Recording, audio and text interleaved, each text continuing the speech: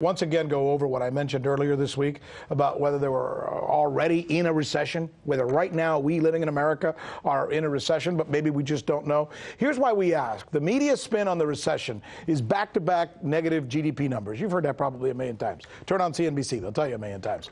But according to the National Bureau of Economic Research, there are 4 actual metrics that it uses for calling what really is a recession. And for more on that, let me bring in somebody who probably can break this down for us.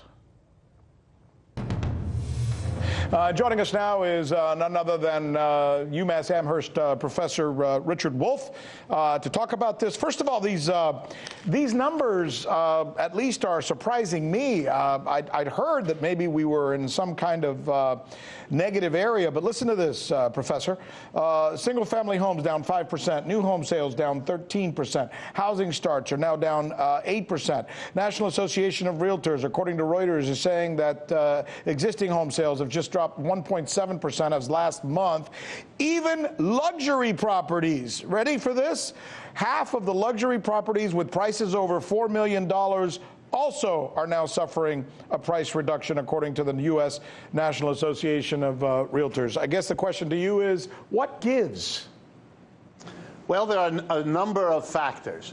The most important is that even though the so-called unemployment rate is low, real wages have not gone up, and in fact, they've been very stagnant now for a long time. So workers are becoming more and more convinced that they're in for a long, flat time, and they're not going to take a big risk of an investment in a home when they're as uncertain about their economic future as they are. At the higher end, you're beginning to see the results of Mr. Trump's foreign policy. If you attack Muslims, if you attack China, if you attack Canada and Mexico and the Europeans day after day, guess what?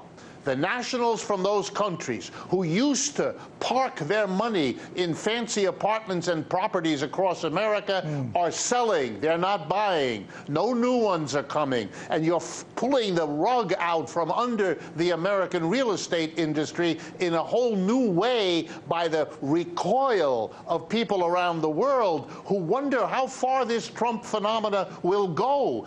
Are their investments in America unsafe?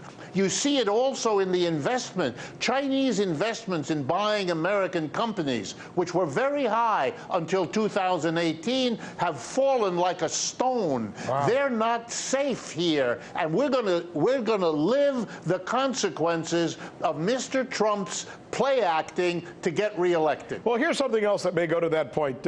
We're always told, those of us in the media who cover general news, that what we have to do if we want to know when we're in a recession is measure 2 straight quarters of negative GDP.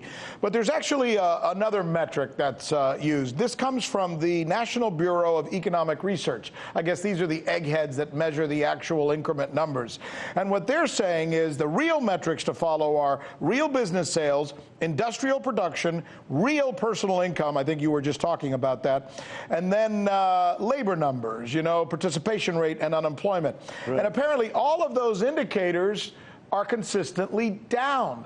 So are we in a recession possibly and we just don't know about it?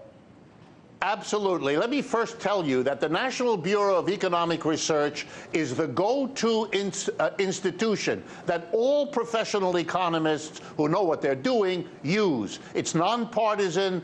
Congressional sources use it. Professors around the world use it. It is the institution that measures the ups and downs, the cycles of the American economy. Long ago, they understood that it is never wise to look at 1 or 2 numbers. It's like looking at your temperature and nothing else if you go to the doctor to figure out whether you're healthy or not. You got to look at a number of things, and what you were talking about were some of the other things they also look at. And the reason they're scared is that the only good number these days is the unemployment rate.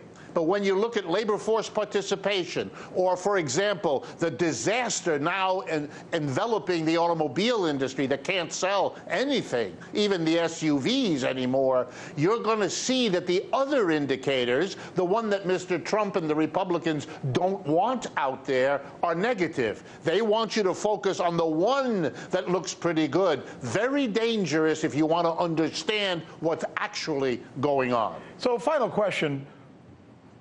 Why in the hell are we going to be lowering interest rates if we're being told that our economy is booming?